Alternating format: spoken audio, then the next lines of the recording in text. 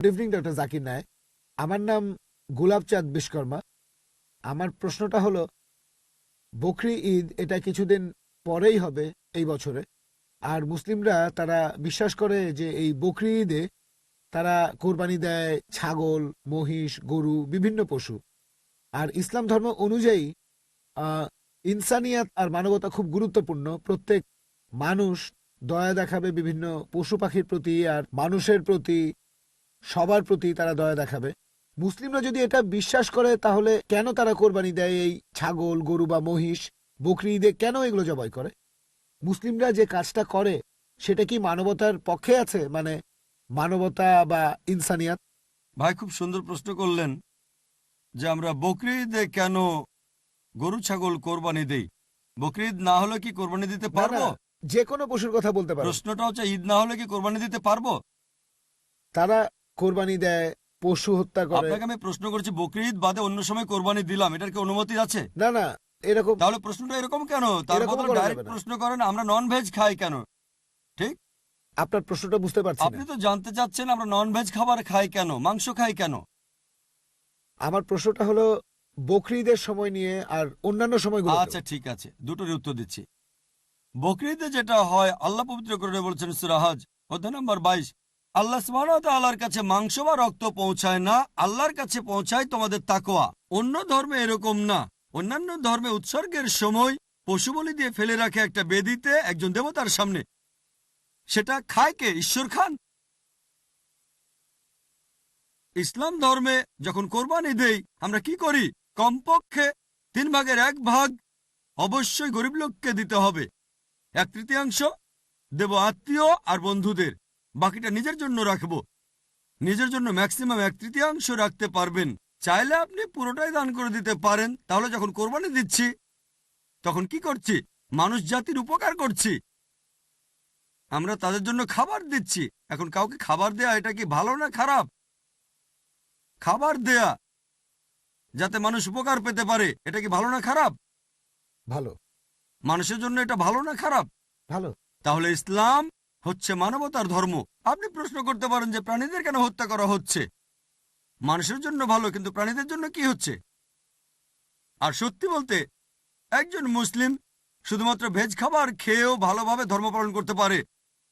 Non veg খাওয়া ইসলামের জন্য বাধ্যতামূলক না। তবে আল্লাহ যেহেতু আমাদেরকে অনুমতি দিয়েছেন ননভেজ খেতে, তাহলে আমরা সেটা খাবো না কেন? আল্লাহ পবিত্র কোরআনে বলেছেন সূরা মাইদা অধ্যায় নম্বর 5 আয়াত নম্বর 1, সেই চতুষ্পদ প্রাণীর মাংস খাও যেগুলো তোমাদের জন্য হালাল করা হয়েছে। আল্লাহ বলেছেন সূরা নাহল অধ্যায় 16 আয়াত নম্বর 5, তিনি চতুষ্পদ প্রাণী সৃষ্টি করেছেন যাতে করে তোমরা উপকার পেতে পারো এবং তাদের মাংস খেতে পারো।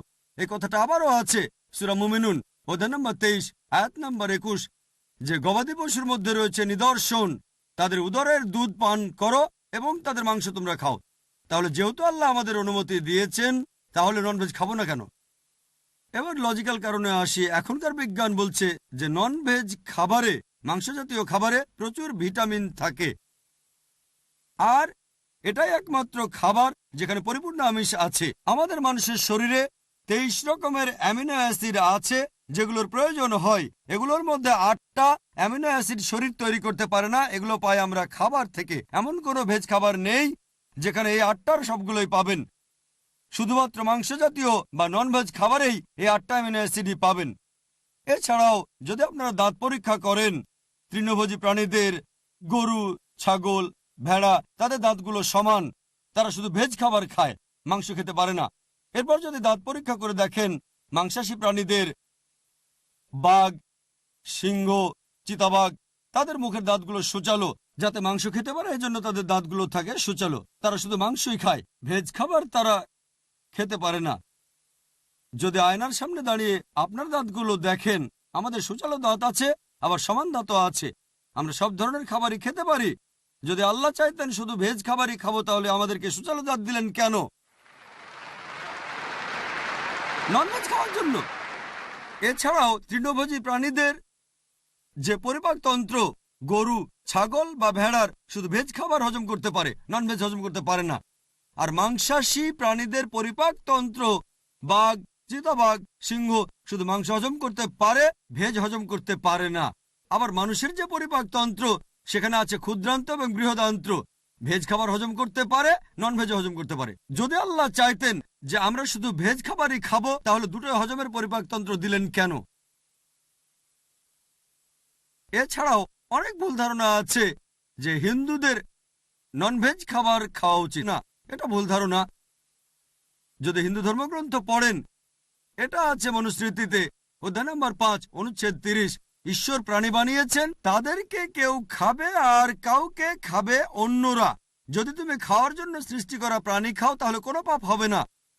মনুস্মৃতিতে আছে অধ্যায় 5 অনুচ্ছেদ 31 যে ঈশ্বর কিছু প্রাণীকে সৃষ্টি করেছেন উৎসর্গের জন্য। সেই ধরনের প্রাণীকে হত্যা করো, কোনো পাপ হবে না। মনুস্মৃতিতে আছে অধ্যায় নম্বর 5 অনুচ্ছেদ 40 যে উৎসর্গের জন্য প্রাণী হত্যা কোনো পাপ নয়। হিন্দু ধর্মগ্রন্থে এরকম আরো অনুচ্ছেদ আছে, বেদেও আছে যে মুনি আর ঋষিগণ নন ভেজ খাবার খেত, তারা গরুর মাংস খেত। মহাভারত পড়লে দেখবেন অনুশাসন পর্ব অধ্যায় নম্বর 88। পাণ্ডবদের গল্পটা তো জানেন। পঞ্চপাণ্ডব 5 ভাই, সবচেয়ে বড় ভাই যুধিষ্ঠির, তিনি ভীষ্মকে জিজ্ঞেস করলেন যজ্ঞের সময় কি উৎসর্গ করব, পূজার সময়, যাতে আমাদের পূর্বপুরুষেরা সন্তুষ্ট হবেন। ভীষ্ম উত্তরে বললেন, যদি তুমি লতাপাতা আর শাকসবজি উৎসর্গ করো তাহলে আমাদের পূর্বপুরুষেরা সন্তুষ্ট থাকবেন 1 মাস।